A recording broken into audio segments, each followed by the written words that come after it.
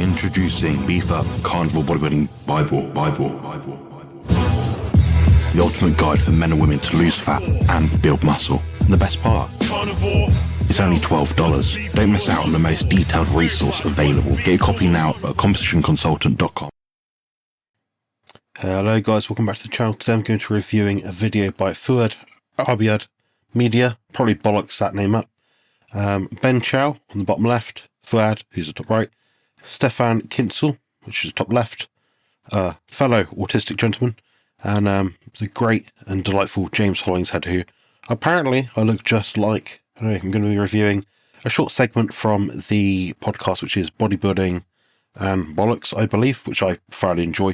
Great content, but there's some misinformation about the carnivore diet, or at least a very strong lapse in understanding. So I'm going to address it here, respectfully, as I always do. Just break it down bit by bit. Nice. Easy. Sounds Five times a day. Bam, bam, bam. When we were working together, why don't you just give me that fucking diet? I could do that. That sounds exactly You like said I can't eat carbs. Carbs are enemy for my body. Oh love no, that. carbs. I'm afraid. Okay. Yeah, I can see how that comes across with people in the carnivore space. Quite dogmatic. A lot of us are, I guess. Slight juxtaposition, slight misunderstanding of what viewpoint we're coming across with. Reason being is that we say carbs are bad for you. Well, yeah, they're not an essential nutrient. They're a 6-carbon aldehyde. Anyone who knows anything about aldehydes will know that they're poison, particularly one particular OS type of it, which is an alcohol sugar. Other than that, yeah, I can see how it comes across, don't eat carbs, they kill you. Well, for some people, they actually will eventually. Type 2 diabetes, absolutely implicated in excessive glucose ingestion, exogenous ingestion. How much that might be for an individual, I don't know, and I cannot speculate. Generally, the bigger you are, the fitter you are, the leaner you are, the less you have to worry too much about it. Then again, if you've got sensitive guts, yeah, you're looking at a big problem here downstream, especially with the fiber intake, which is absolutely contraindicated. Hey, How long are you going to go? How long would you have to go without carbs? I got 2 days. Okay. This is fucking bullshit. I got to defend myself. Okay. So I'm going to tell everybody why I fucking said that.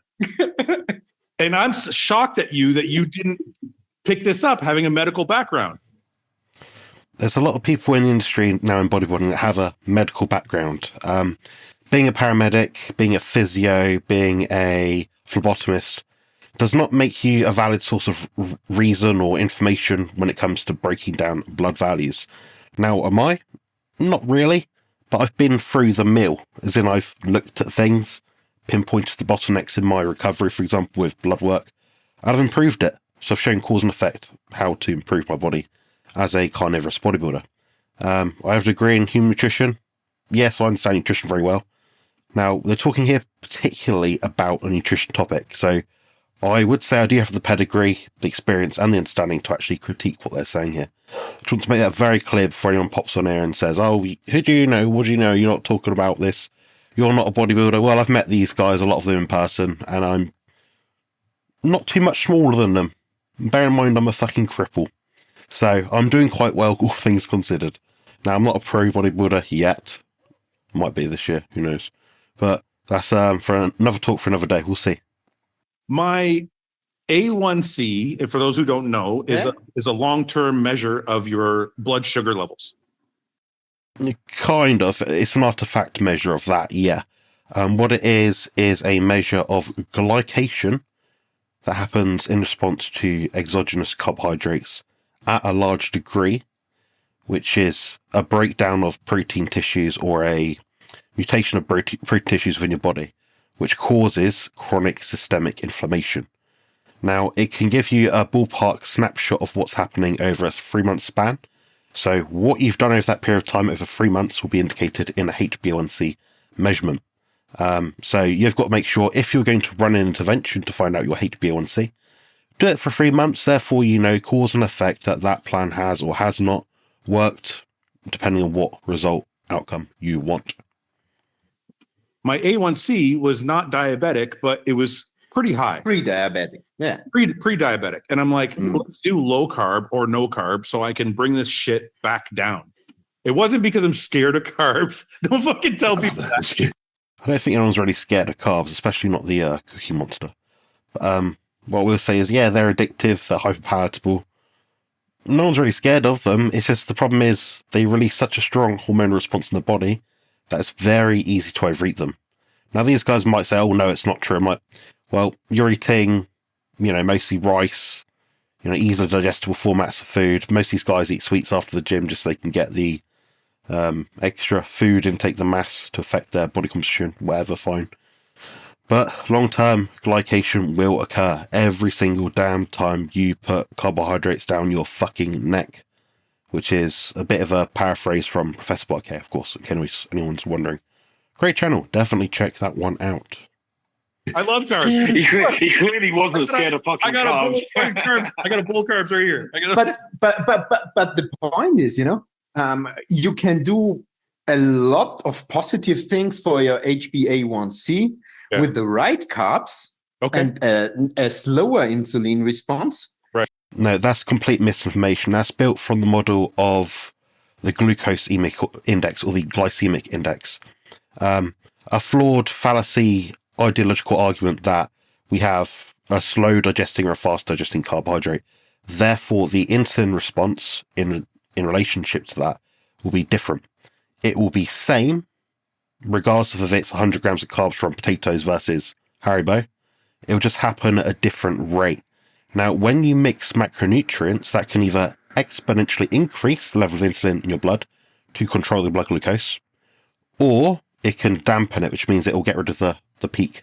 So it depends on how you combine carbohydrates. Protein and carbs, or, carbs and fats. A lot of bodybuilders have kind of understood, without realizing it, what's called the Randle Cycle. So that is a biochemical process which happens in the body, naturally occurring through millions of years of evolution, selective adaptation pressures to ensure that we do not cause our endothelium, our inner lining of our blood vessels, to be significantly damaged. But it does promote some damage anyway. You can't undo something once you've poured a load of sugar down your neck, basically. So to be a bit more elaborate, I've got videos on this as well. Check out my channel. I'll try and link some below on the Randle Cycle.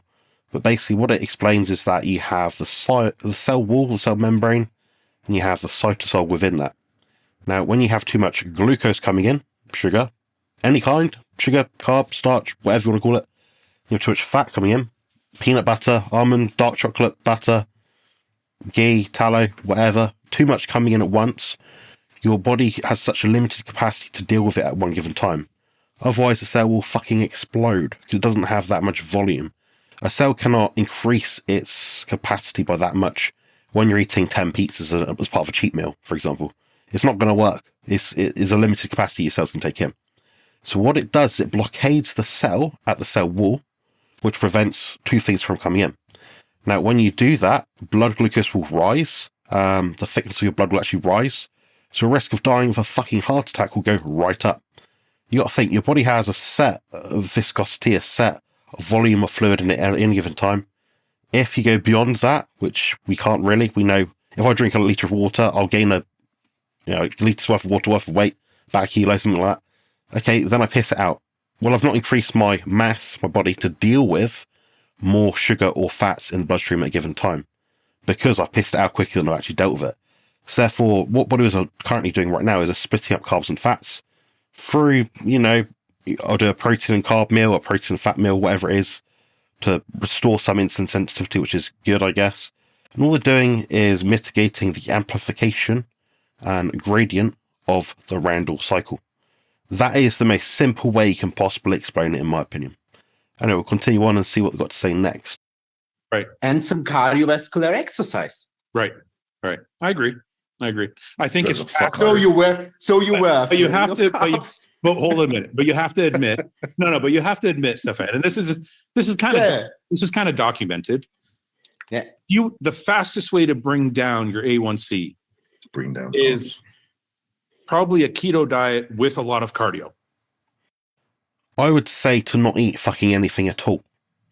But yeah, in principle, yeah, in long term, what's sustainable?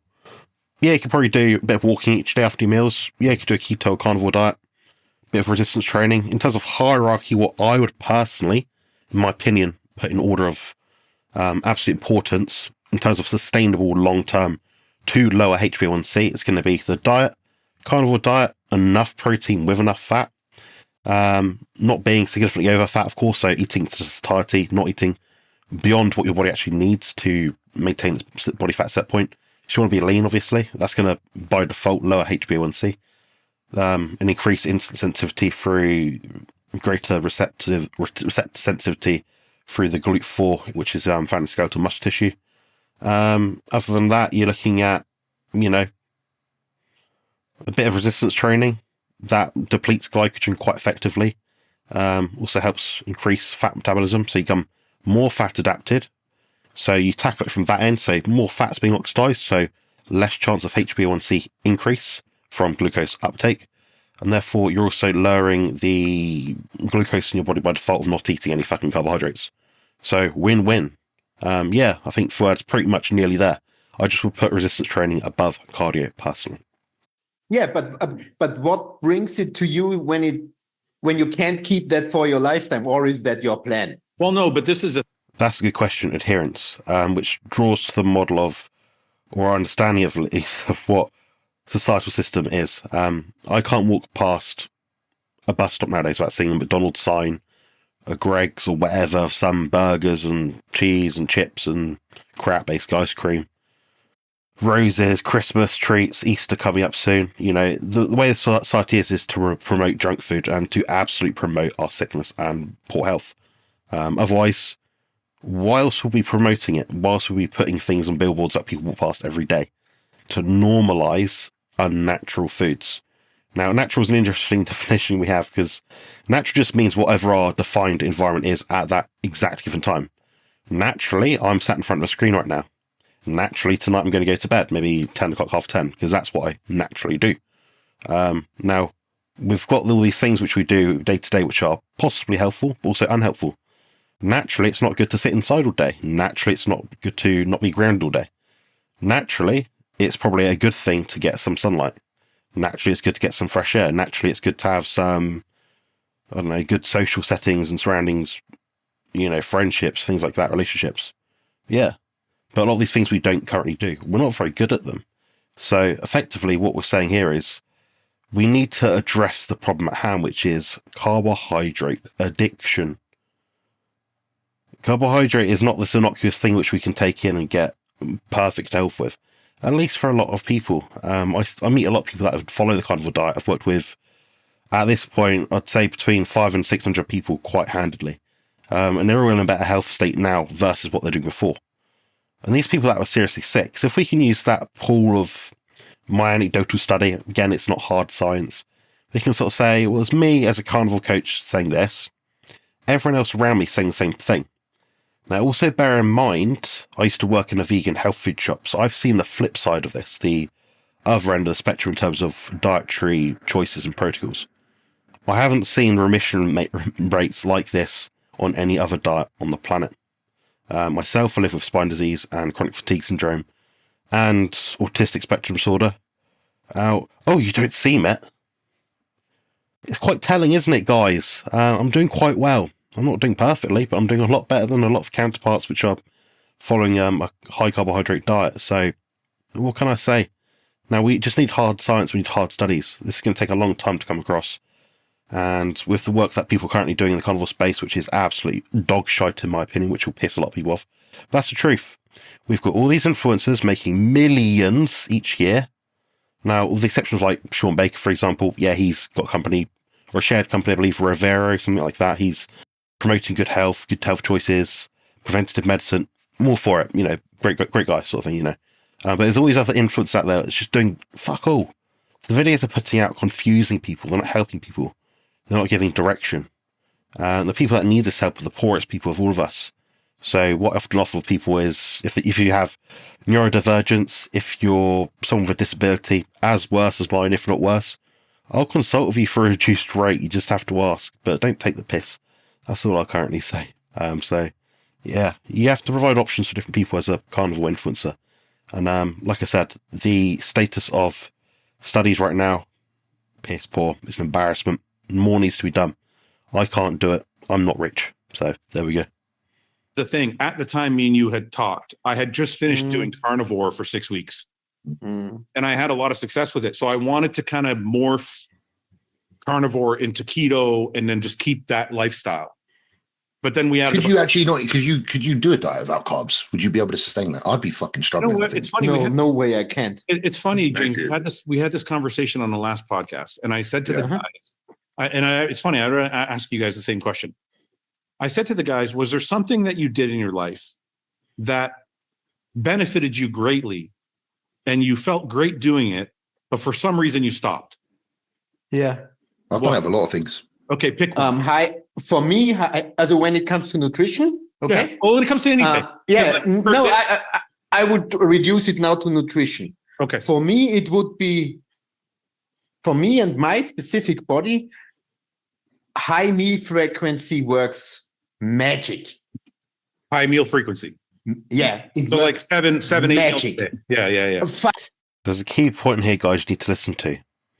Now, Stefan is also an autistic individual. High meal frequency works well for him. So he's going to explain why in a minute.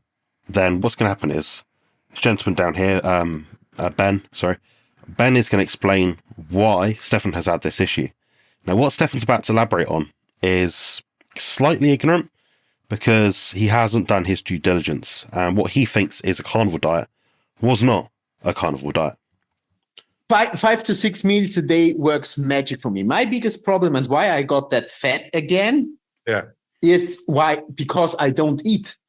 You just eat when you want. I eat one or two times a day. Yeah. Fucking no calories when I sum it up. Yep. And look like a fat fucking incredible bastard. You know what's funny? I noticed that too. I tried, not when I was doing carnivore. Then well, you know, Stefan was a fat bastard. No. No. I saw that. No. Aside from when I was doing carnivore, because that was a separate thing, but there was a period of time where I was only eating like 2 meals a day, and I wasn't eating that much. And I'm like, why do I feel like I'm getting fatter? I'm eating such a small amount of food.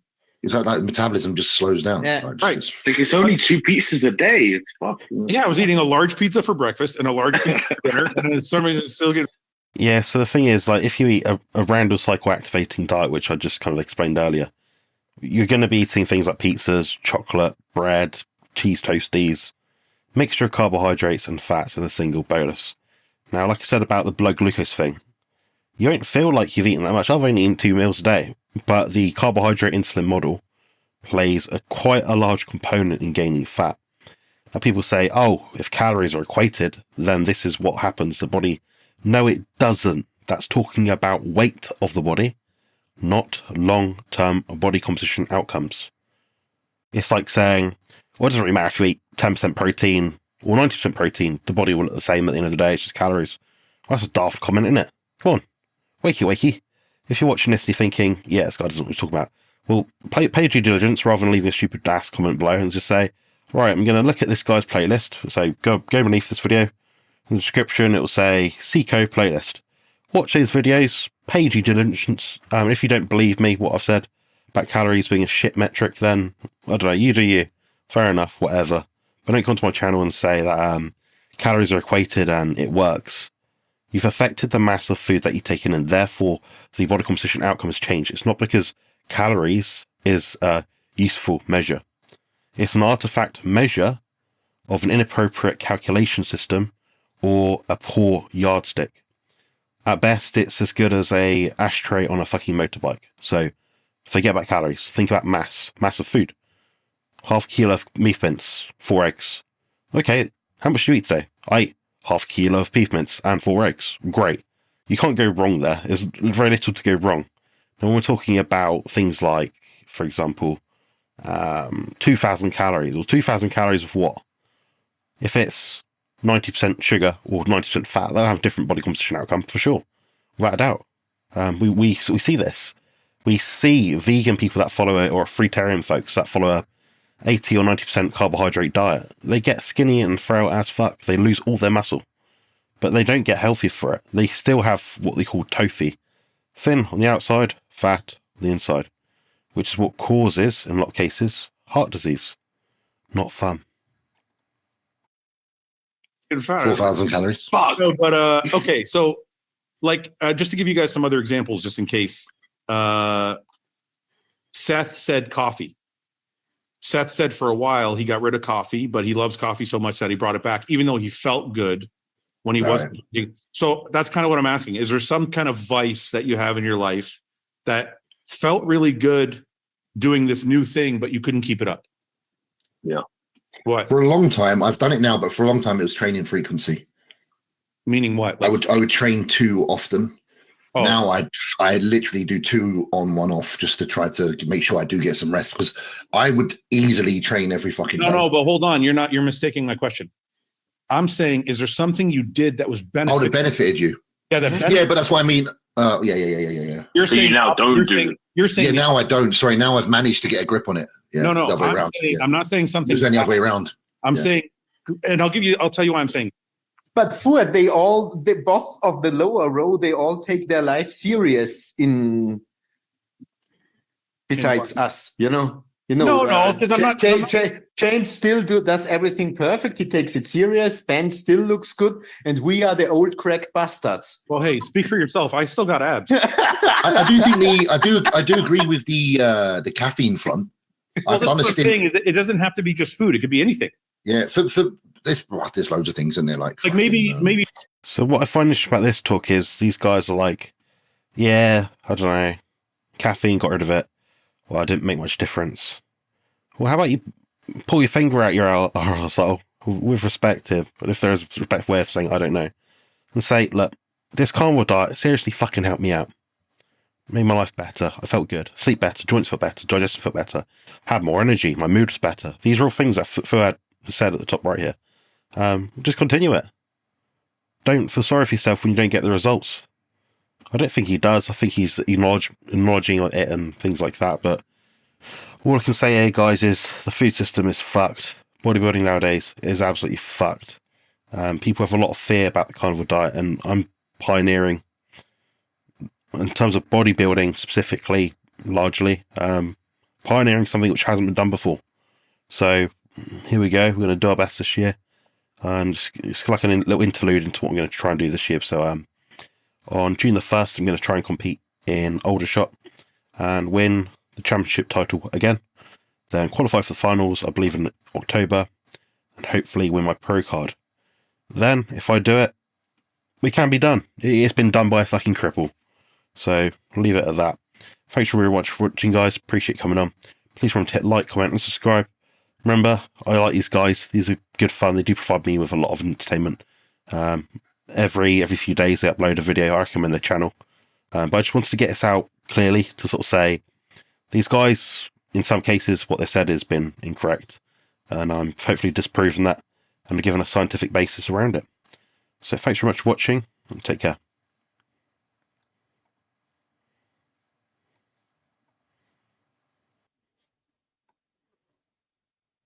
Check out my site at competitionconsultant.com, where your journey to peak performance and optimal health begins. With a degree in human nutrition and over 15 years of training experience, I've guided more than 400 carnivores to not just meet, but exceed their physique and performance goals. Through personalised consultations, comprehensive ebooks and dedicated coaching, I'm here to ensure your success. Join the ranks of those who have transformed their lives. It's time to align your physique goals with positive health outcomes.